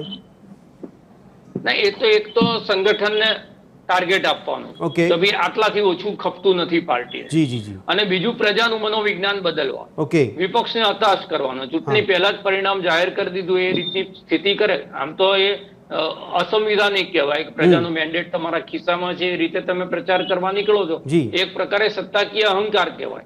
પણ આના 2-3 અને તમે એમ કીધું કે પરિણામ કેશો કેમ, તો હું હરિયાણા, મહારાષ્ટ્ર પછી અને બિહાર પછી આગાહી કરવાની મેં બંધ કરી છે. પણ સ્થાનિક સ્વરાજની ચૂંટણી જ્યાં સુધી છે ગુજરાતની, ત્યાં સુધી સ્પષ્ટ આપણે એવું કહી શકીએ કે 8 મહાનગરપાલિકાઓમાં 8 ભારતીય જનતા પાર્ટી સ્પષ્ટ રીતે જીતી હશે. કોઈક જગ્યાએ જે આંતરિક ડખો છે, બરોડામાં છે કે રાજકોટમાં છે, ત્યાં કદાચ બેઠકોની અંદર વધઘટ થાય. એટલે ગઈ વખતે ટોટલ 4 મહાનગરપાલિકામાં 46 વિપક્ષના લોકો હતા, તો 46 ના 76 થાય. ઠીક છે રાજેશભાઈ, આપે બાને અમને આપનું અનુમાન તો કહી દીધું છે, પણ તેમ છતાં એક સવાલ બીજો પૂછી લો આપને કે આપે કીધું ટાર્ગેટ સેટ થાય એના માટે મનોવિજ્ઞાનની પણ આપે વાત કરી, પણ ટાર્ગેટ પૂરો કરવાના પ્રયત્નો કેવા હોય છે? પૂરો ન થાય તો પણ કદાચ માઠું લાગતું હોય છે, તો પૂરા કરવાના પ્રયત્નો કેવા હોય છે? પૂરા કરવાના પ્રયત્ન એક તો સંગઠનની દ્રષ્ટિએ પૂરા કરવાના પ્રયત્ન થાય. એ પછીનું જે મિકેનિઝમ છે, એ મિકેનિઝમ તંત્ર છે. સત્તા પક્ષની જ વાત કરીએ તો તેમાં પોલીસ તંત્ર આવી ગયું, વહીવટી તંત્ર આવી ગયું, ઇલેક્શન કમિશનની જે મશીનરી છે, કારણ કે આખરે તો એ ગવર્મેન્ટ અધિકારીઓ જ કામ કરવાના છે, શિક્ષકો કામ કરવાના છે, તલાટી, મામલતદાર, કલેક્ટરોના હાથમાં કામ કરવાનું છે. એટલે 30 વર્ષથી જેની સત્તા હોય, સ્વાભાવિક જ છે કે સત્તા પરિવર્તન દેખાતું ના હોય, એટલે અધિકારી જે છે એ સત્તાના પક્ષે જે કે કરે. જેમ સુરતની લોકસભાની સીટ જે રીતે બિનહરીફ કરી હતી અને એક જણ બચી ગયો તો એને પોલીસ કેવી રીતે શોધી લાવી હતી અને કેવી રીતે એના ઉપર કેસ કરવાની ધમકીઓ આપી. રાજેશભાઈ, આ પરિપત્રના આધારે એક સવાલ કે ચૂંટણી પ્રક્રિયામાં ગુનાહિત પ્રવૃત્તિ વાળા કે ગુનેગારોનું સ્થાન કેમ? પહેલા તો એવું થતું, ચૂંટણી આવે તો ક્રિમિનલ લોકોને રાઉન્ડ અપ કરી લેવા. હવે ક્રિમિનલ લોકોને બૂથ સોંપવાના. તમે સમજો, એટલે બુટલેગરોના હાથમાં એ આ વ્યવસ્થા સોંપી દેવાની. એટલે બુટલેગર નહીં તો નાના મોટા ગુના કોકે કરેલા હોય, ચાર્જશીટેડ લોકો હોય, એવા લોકોને બૂથમાં બેસાડો. જે જીતેન્દ્રભાઈ કીધું કે ભાઈ ગામનો એક માથાભારે માણસ ત્યાં આગળ અંદર એના બૂથમાં બેઠો છે, તો સ્વાભાવિક છે કે એની અસર જે છે એ ગામના લોકોને થશે કે પાણીમાં રહેવું, મગરથી દુશ્મની શું કરવા કરવી, ચૂંટણી તો આજે કાલે જતી રહેશે. બીજું, હવે એક વાત પાકી હોય છે લોકોમાં કે ભાઈ ભાજપ જીતવાનું છે, તો પછી આ ખોટી દુશ્મની કરીને મારે ક્યાં એની વિરુદ્ધમાં, એટલે કાં તો લોકો વોટ આપવા જતા નથી. ગઈ વખતે પણ 8,22,000 વોટ નોટામાં પડ્યા હતા, બહુ મોટી સંખ્યા કહેવાય 8,22,000 એટલે. અચ્છા રાજેશભાઈ, આપને જ્ઞાન છે ખરી? સવાલ મારો એ છે કે રાજ્ય ચૂંટણી આયોગ દ્વારા પરિપત્ર કરાય તો આપણે ઘણી બધી બાબતોમાં જ્યારે ચર્ચા કરીએ તો એવું કહેવાય છે છેલ્લે જવાબ ના હોય તો કે આ તો રાજ્યનો વિષય છે, આ તો કેન્દ્રનો વિષય છે. તો આ ચૂંટણી આયોગની વાત કરું, રાજ્ય આયોગની, એમાં કેન્દ્ર આયોગ છે દખલગીરી કરી શકે કે ન કરી શકે, અને એ લોકો પણ એવું ઈચ્છે છે કે આ રાજ્યની અંદર આ પ્રકારનો પરિપત્ર થાય? સ્થાનિક સ્વરાજની ચૂંટણીની અંદર રાજ્ય ચૂંટણી પંચ છે એ જ લાસ્ટ ઓથોરિટી છે. એ ચૂંટણી કરાવવાની, એના નિયમો ઘડવાની એ બધી જ જે સ્વતંત્રતા છે રાજ્ય ચૂંટણી પંચને છે. તમારે એનાથી ઉપર જવું હોય તો તમારે કાયદાની વિરુદ્ધમાં પણ જઈ શકે. એ તો એ ઘડે છે, કાયદો થઈ જાય છે. કાયદાની વિરુદ્ધ નથી. પહેલા દાખલા તરીકે જે હતું કે ભાઈ ગુનાહિત પ્રવૃત્તિ કરનારા લોકો એ ના બેસી શકે, એ ચૂંટણી પંચનો ઘડેલો કાયદો હતો. હવે એવું નથી કીધું કે બેસી શકે. તો આ તો નૈતિકતા છોડવાની વાતો થઈ ને. એ જે ક્લોઝ છે એ ક્લોઝ ને હટાવી દીધો. આવા તો ઘણા વિવાદાસ્પદ નિર્ણયો જે છે એ ચૂંટણી પંચ કર. જીતુભાઈ કઈ કેવું છે? હા બોલો જીતેન્દ્રભાઈ.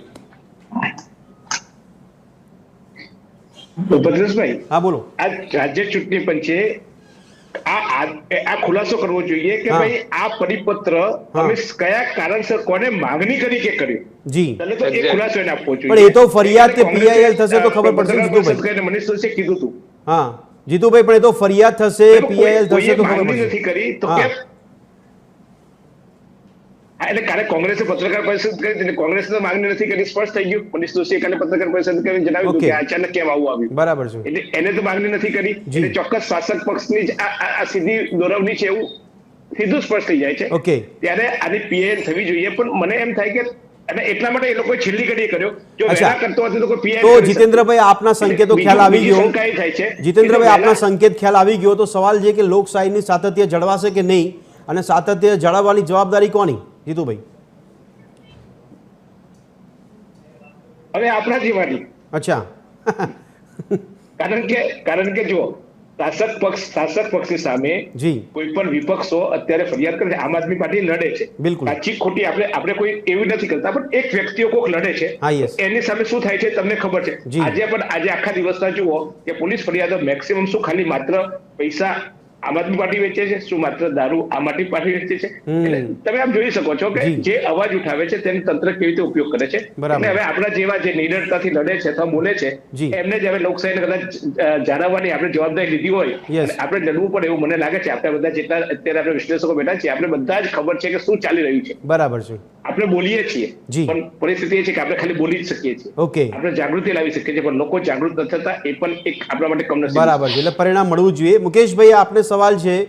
મુકેશભાઈ, જે રીતે આપે વાત કરી કે નીરસતા, રોષ છે, ઘણી જગ્યાએ અપમાન છે, સભાઓમાં કોઈ વિરોધ લોકો કરતા જોવા મળે છે, છતાં પણ એ પરિણામમાં પરિવર્તિત થતું નથી. એના પાછળના મુખ્ય કારણો આપના ધ્યાનમાં આવે છે કે પછી કોઈ જોર જબરજસ્તી છે? એ કારણો બતાવે છે, પણ અગાઉ જેમ જીતુભાઈએ વાત કરી ને આ ચૂંટણી પરિપત્રની, તો એક વાત હું કહેવા માંગુ છું કે આ જ ચૂંટણી પરિપત્રનો કદાચ ભારતીય જનતા પાર્ટીએ વિરોધ કર્યો હોત ને તો પણ એમાં બહુ મોટી સંખ્યામાં મતાધિકાર પોઝિટિવ થઈ જાય. અચ્છા, ઓકે. એમને ખબર છે કે અમારી સત્તા આવવાની છે તો એ ઈચ્છે છે એનો અને છતાં એ ચૂપ રહે છે.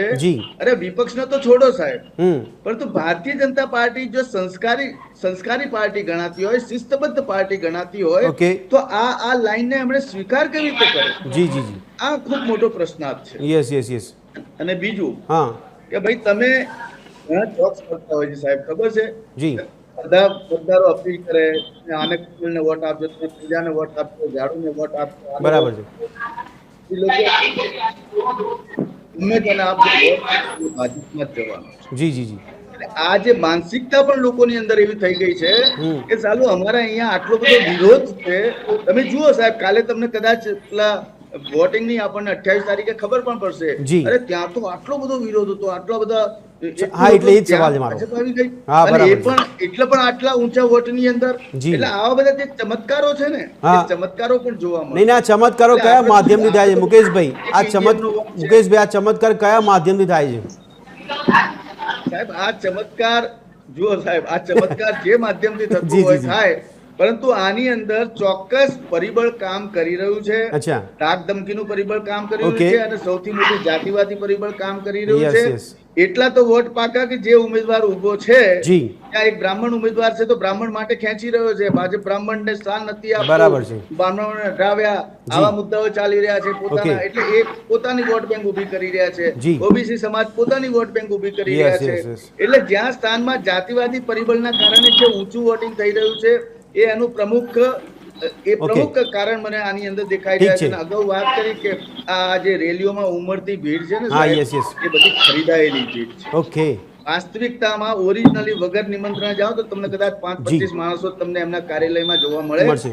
એક રેલી માટે સાહેબ 1500 થી 2000 ફોન કરવા પડે, લોકોને 10-10 વાર ફોન કરીને હાથ જોડીને બોલાવવા પડે, ત્યારે માંડ 200-500-1000 માણસ ભેગા થાય છે. ઓકે. આ તો આજની પરિસ્થિતિ થઈ ગઈ છે. જી જી જી. એટલે અને બીજું કે અત્યાર સુધી સાહેબ આ ચૂંટણીની તૈયારી વિપક્ષ, કોંગ્રેસ, આપ કે જે હોય એ તો છેલ્લી ઘડીએ તૈયારી કરવામાં લાગ્યા, પરંતુ આ ચૂંટણીની તૈયારી સત્તાધારી પક્ષે છેલ્લા 1 વર્ષથી કરી રહી છે. બરાબર છે. અને 1 વર્ષથી કરી છે. આખું નેટવર્ક સેટ કર્યું, આખું નેરેટિવ સેટ કરવાનું કામ કર્યું અને એ નેરેટિવ સેટ કરતા આજે અમને લાગે છે કે સંતોષની સ્થિતિ અનુભવી રહ્યા છે. ઓકે. એટલે પ્રાથમિક સુવિધાઓ મળે. જે વિડીયો કરી રહ્યા છે કે તમારે આ મતદાન આ રીતે કરવું, આટલા ચાર્જ છે, નોટાનો વોટ આ છે, એની એક આખી બધા જ પક્ષો 4 ફોટા મારા છે, અમને આ જગ્યા ઉપર દબાવ, આ પ્રકારની રીલો ફરી. ઓકે. એટલે મુકેશભાઈ, આપના કહેવા પ્રમાણે પ્રાથમિક સુવિધાઓ વર્ષોથી મળતી ના હોય તો ચાલશે, પણ ચૂંટણીની વ્યવસ્થા પહેલેથી કરવામાં આવી છે એનો મતલબ એવું થયું? સાહેબ, મારે એ જ કહેવું છે કે પ્રજાએ 5 વર્ષ પહેલા જે મોંઘવારીના નામે વોટ આપ્યા, મોંઘવારી ઘટી કે વધી એ વિચારીને વોટ આપે તો પરિણામ બદલાય. જે ટ્રાફિકના ઇસ્યુને લઈને વોટ આપ્યા એ ટ્રાફિકમાં કંટ્રોલ થયો હોય તો એ વિચારીને વોટ અપાય. હાટકેશ્વરની પ્રજા હાટકેશ્વર બ્રિજ જોઈને વોટ નહીં આપે. જેના કુટુંબી પરિજનો ખ્યાતિકાંડમાં ગયા છે, મરી ગયા છે, એમને તો વસવસો હશે ને કે આ ભ્રષ્ટાચારમાં અમારા લોકો પણ હોમાઈ રહ્યા છે.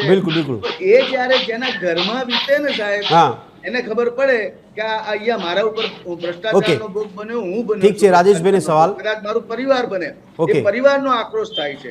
પરંતુ આ જ વસ્તુ જનતાના જન આક્રોશ સાહેબ જૈનજી જે પ્રમાણે નેપાળમાં થયું ને એ કદાચ ગુજરાતમાં ન થાય, પરંતુ ગુજરાતમાં અત્યારે એ સ્થિતિ નહીં આ કદાચ જૈનજી અત્યારે પ્રથમ વખત વોટિંગ આપવા જઈ રહી છે, પરંતુ જ્યારે એમના ઉપર વીતશે, જ્યારે એમના હકો છીનવાશે, જ્યારે એમને ફી નહીં ભરી શકે, જ્યારે એમને કોલેજમાં એડમિશન નહીં મળી શકે, જ્યારે એમને રોજગારી નહીં મળી શકે, ત્યારે એમનો આક્રોશ બહાર આવે. ઠીક છે રાજેશભાઈ, આપને લાગે છે મુકેશભાઈ જે કહી રહ્યા છે પ્રમાણે, રાજેશભાઈ મુકેશભાઈ કહી રહ્યા છે પ્રમાણે આપણે નેપાળ જેવું વિચારવું એ અતિરેક નથી લાગતું વધારે પડતો આપને?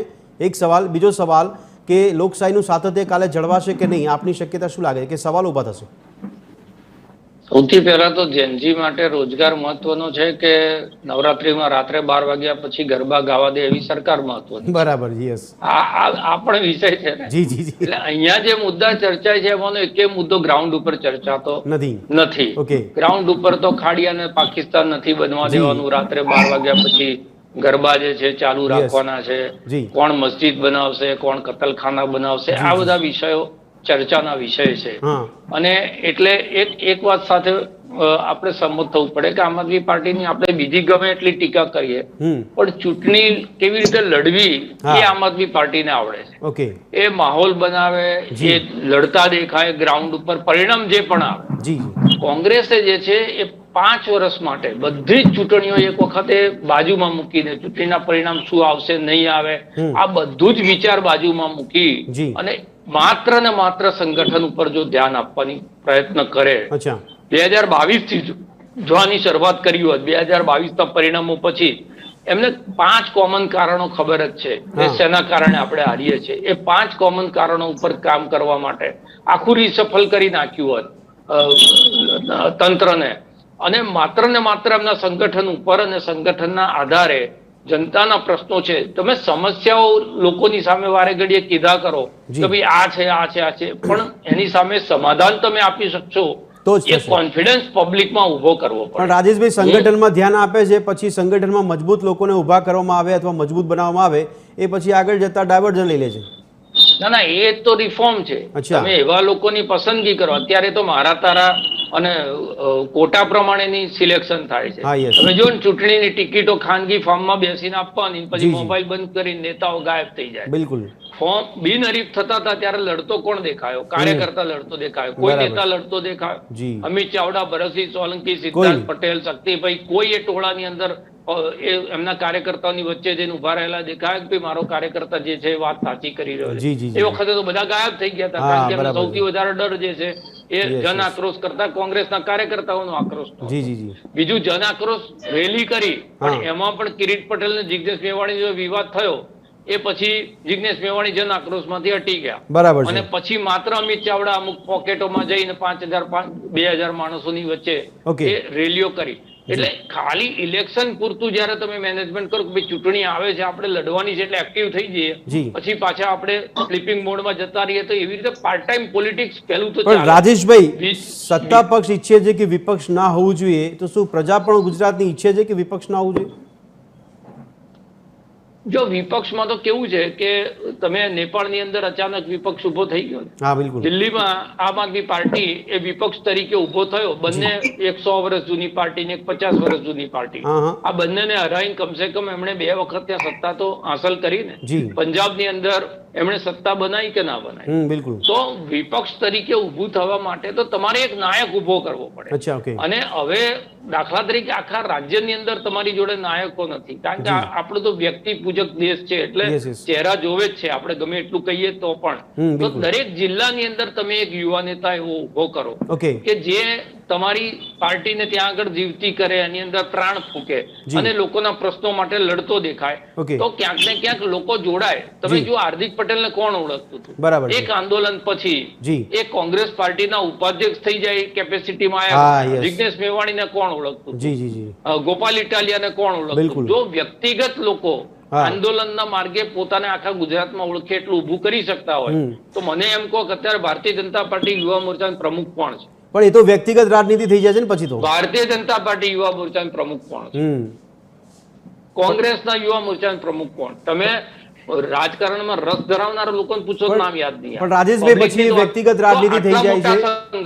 આટલા મોટા સંગઠનો એ યુવા નેતા પેદા નથી કરી શકતા, પણ પ્રજા પેદા કરી દે છે. મારું કહેવાનો મતલબ એ છે. એટલે પ્રજાને જયારે દેખાશે કે આ ખરેખર મારા માટે લડે છે, કે અમને કંઈક બદલાવ આપી શકે એમ છે, તો પ્રજા જાતે ઉભી થઈ જશે. પણ એ ભૂમિકા તો વિપક્ષે બનાવવી પડે. માત્ર જે મીડિયા અને સોશિયલ મીડિયાના સહારે કે ભાઈ લોક જાગૃતિનું કામ મીડિયા અને સોશિયલ મીડિયા કરશે, પત્રકારો માથે બધો ખભે ભાર નાખી દેવાનો, એ રીતે પોલિટિક્સ ના ચાલે. તમે રાજકારણની અંદર તમારે સત્તા આવે તો કંઈક લેવાનું છે. આપણે શું લેવાનું છે આની અંદરથી? આપણે તો જે લેવાનું છે એ છે કે ભાઈ સિસ્ટમ જે છે સારી રહે. વર્ષો સુધી એકના એક લોકોને જીતાડી અને જે એક કોન્ફિડન્સ પેદા કરો છો કે અમે ગમે તે કરીશું, તે છતાં લોકો અમને મત આપશે ને એના કારણે જે સડો પેસી રહ્યો છે એ સડો ક્યાંક ને ક્યાંક દૂર થાય. સત્તા જવાનો ડર હંમેશા હોવો જોઈએ. નહીંતર કોઈ પણ પાર્ટી હોય, કોંગ્રેસની દશા એ 50 વર્ષ સુધી સત્તા રહી એટલા માટે જ આ થઈ છે. ઓકે રાજેશભાઈ, આવતીકાલે મતદાનનો દિવસ છે. આવતીકાલનું આંકલન અત્યારથી આપણે કરવાનો પ્રયત્ન કરીએ તો આપના મતે આવતીકાલનો દિવસ કેવો રહેવાનો છે, કેવો ખરેખર એનો ખેલ થશે? બીજી બાબત કે જે દાવા થાય બૂથ કેપ્ચરિંગ કરવાના, એજન્ટોમાં ગુનેગારો બેસાડવાના, આ બધી બાબતોને કારણે આવતીકાલની ઘટનાક્રમ આપને શું અનુમાન લાગી રહ્યું છે, કેવું રહેશે? ના, તમને જો સૌરાષ્ટ્ર, સુરત, બનાસકાંઠા, પાટણ, મધ્ય ગુજરાત આ બધી જગ્યાએથી ઘર્ષણના ઘટનાઓ તમને કવર કરવાનો બિલકુલ મોકો મળશે. તમારી ટીઆરપી માટે બહુ જ એવી ઘટનાઓ તમારા ધ્યાનમાં આવશે કે જે જગ્યાએ બહુ જ કસોકસની લડાઈ છે ત્યાં આ સ્થિતિ થવાની છે. શહેરોની અંદર ખાસ કરીને નીરસ વાતાવરણ જોવા મળશે. તમને સવાર 10-11 વાગ્યા સુધીમાં થોડીક લાઈનો તમે બતાવી શકશો. બપોર પછી તમારે માથે બરફ મૂકીને સુઈ ગયેલા લોકો સિવાયનો કોઈ દ્રશ્ય મોટા શહેરોમાં જોવા મળવાના નથી. ત્રીજું, તમે જે આકલન કીધું, અર્બન અને સેમી અર્બન એરિયાની અંદર ભારતીય જનતા પાર્ટી એ સરળ માર્ગે જે છે જીતવા જઈ રહી છે. તાલુકા અને જિલ્લાઓની અંદર ક્યાંક ક્યાંક જે છે ચેલેન્જીસ છે. મહાનગરપાલિકાની જ્યાં સુધી વાત કરીએ ત્યાં સુધી બેઠકો, એટલે ભારતીય જનતા પાર્ટી માટે જીતવાનો અને વિપક્ષ માટે સન્માનજનક હારની લડાઈ છે. સન્માનજનક હાર એટલે એમની જે બેઠકો તે બેઠકો વધે અને વિપક્ષ તરીકેની ભૂમિકા એ સારી બજાવી શકે એના માટેની લડાઈ છે. એમાં મને રાજેશભાઈ આમ તો એક એથિકલ સવાલ થાય છે. એથિકલ સવાલ એટલા માટે કારણ કે નૈતિકતાના આધાર પર સવાલ કરવા બી હવે તો તકલીફ પડી જાય છે. મારો સવાલ એ છે કે સાતત્ય જળવાશે કે નહીં આવતીકાલે લોકશાહીનું? ના, લોકશાહીનું સાતત્ય એટલે મતદાન સાંજ સુધીમાં પૂરું થશે. છૂટક ઘટનાઓ સિવાય જે છે બધું શાંતિપૂર્વક ચૂંટણી પંચે પાર પાડ્યું છે એમ કરી ચૂંટણી પંચ લોકોનો આભાર માનશે અને ત્યાં આગળ વાર્તા પૂરી થઈ જવા. જે ઘટનાઓ દાખલા તરીકે ઘટે બી છે એની ફરિયાદો થાય છે, એનો નિકાલ ક્યાં થાય? બરાબર. આજે આપણે આ ચર્ચા કરી પરિપત્રની, આ પરિપત્ર ઉપર દાખલા તરીકે કોઈ વિરોધ બી નહોતા ત્યાં સુધીમાં ચૂંટણી આપણે અહેમદ પટેલ વાળી રાજ્યસભાની ચૂંટણી હાઈકોર્ટમાં ખેલ થતા થતા જે 5 વર્ષ પૂરા થઈ ગયા. ભૂપેન્દ્રસિંહ ચુડાસમાની ચૂંટણીમાં જે ગેરરીતિ થઈ હતી એનો કોર્ટ હાઈકોર્ટની અંદર કેસ હારી ગયા. ભૂપેન્દ્રસિંહ ચુડાસમા સુપ્રીમ કોર્ટમાં ગયા. ત્યાં સુધીમાં 5 વર્ષનો કાર્યકાળ. રાજેશભાઈ, આ તો ઉપરથી નીચે સુધી નિરસતા જ દેખાઈ રહી છે એવું લાગે છે. ના, એ નિરસતા છે ને અતિનો હંમેશા અંત હોય.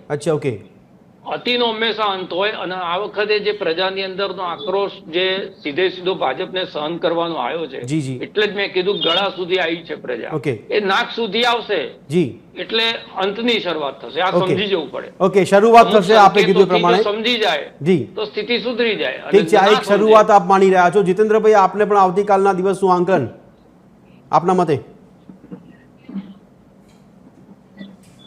ચોક્કસ આવતીકાલનો દિવસ જેમ ભાઈએ કીધું એ જ રીતનો રહેવાનો છે. કારણ કે શહેરી વિસ્તારમાં નિરસતા છે. જેને મત આપવો છે, માની લો કે મારે શાસક પક્ષ વિરુદ્ધ મત આપવો છે, કોંગ્રેસ માટે આ વખતે બહુ સારા ઉજળા પાસાઓ હતા. કારણ કે લોક આક્રોશ હતો, એને ડાયવર્ટ કરવાનો એમની પાસે આ મોકો હતો, પરંતુ હથિયાર હેઠા મૂકી દીધા. એટલે લોકોને નિરસતા લાગે કે ભાઈ અમે મત આપવા કોના માટે? બરાબર છે. નહીં, પણ તેમ છતાં આશા રાખીએ કે વધુ લોકો મતદાન કરવા પહોંચે. તમને મેં સીઆર પાટીલનું મેં એક ઇન્ટરવ્યુ કર્યું હતું જ્યારે જીત્યા ત્યારે કે સીઆર હવે શું, તો સીઆરે કીધું કે બીજી ચૂંટણી તૈયારીઓ. એટલે એ પક્ષ એક કોર્પોરેટ કલ્ચરમાં કામ કરે છે. ઠીક છે જીતુભાઈ, સમયની અવધિ નડી રહી છે. મુકેશભાઈ, આપની વાતની સમીક્ષા કરીશું. ઠીક છે મુકેશભાઈ, આપનું પણ આંકલન આવતીકાલ માટે? આવતીકાલે તમારી ટીવી ની અંદર સૌથી વધારે બ્રેકિંગ ન્યૂઝ ચાલશે. ઓકે, નહીં ટીવી 13 ની વાત નહીં કરતો મુકેશભાઈ, મતદાનના દિવસની વાત કરું છું. ટીવી 13 માં તો અમે જોઈ લઈશું. કાલે મતદાન છે, પણ મતદાનમાં ટીવી માં તો બ્રેકિંગ આવે ને. ચોક્કસ સાહેબ, અને એક પવિત્ર કિંમતી વોટ ની શું કિંમત છે જે કહેનારા છે આપણા ગુજરાતના એ બે મંત્રીઓ કાલે આવે છે કે નથી આવતા, માનનીય પ્રધાનમંત્રી આવે છે કે નથી આવતા, અમિત શાહ સાહેબ આવે છે કે નથી આવતા, કાલે મુખ્યમંત્રી ક્યાંક વોટ કરવા જશે, એ બધામાં અમને પબ્લિકને રસ નથી. પબ્લિકને રસ છે કે ખરેખર પબ્લિક વોટ આપવા જાય, એ વિચારીને વોટ આપે, પ્રજાના પ્રશ્નો કદાચ ત્યાં કોઈ હોય તો ચર્ચા કરે, પરંતુ વોટ આપવો અધિકાર છે, પવિત્ર વોટ છે, વોટ જરૂર આપવો જોઈએ. ચોક્કસ. બાકી તો બધું સાહેબ પરિણામો આંકડાકીય માયાજાળ, ક્યાંક દંડા દાંડી થતી હોય, ઝઘડા થતા હોય, એ બધા દ્રશ્યો તો આપણને કાલે ભરપૂર જોવા મળશે. ઈવીએમ ની ખરાબીના દ્રશ્યો પણ જોવા મળશે, વાદ વિવાદ, ઝઘડા, આ બધું તો તમને જોવા મળશે. જ્યાં અત્યાર સુધી નથી વાણી વિલાસ થયો ને, એ આવતીકાલે. જી મુકેશભાઈ, આપ ત્રણેય જે રાજકીય વિશ્લેષક તરીકે આંકલન કર્યું, જોવું રહ્યું કે આપનું આંકલન આવતીકાલે કેટલું સાચું પડે છે. પણ દર્શક મિત્રો, અહીંયા ચર્ચા એટલા માટે કરી રહ્યા હતા કે મતદાનનો જે દિવસ છે આવતીકાલે ગણતરીના કલાકો પછી મતદાન શરૂ પણ થવાનું છે ને આપણે જણાવી દઈએ કે ટીવી 13 ની ટીમ દ્વારા પણ ખૂણે ખૂણે પહોંચવાનો પ્રયત્ન કર્યો છે. એટલે આવતીકાલે પણ મતદાનના દિવસ છે, ટીવી 13 પર આપ મહા કવરેજ જરૂરથી નિહાળી શકશો. તમામે તમામ બાબતો આપણા સુધી પહોંચાડવાનો પૂરતો પ્રયાસ કરવામાં આવશે. તો દર્શક મિત્રો, આ ચર્ચાને અહીંયા સમાપ્ત કરીશું. આ ચર્ચામાં રાજેશભાઈ ઠાકર, મુકેશભાઈ ઓઝા અને જીતેન્દ્રભાઈ પટેલે આપે ભાગ લીધો, તે બદલ આપનો ખૂબ ખૂબ આભાર. ફરી મળીશું દર્શક મિત્રો ચર્ચા છડે ચોકમાં એક નવા વિષય સાથે. ત્યાં સુધી આપ જોતા રહો ટીવી 13 ગુજરાતી. નમસ્કાર.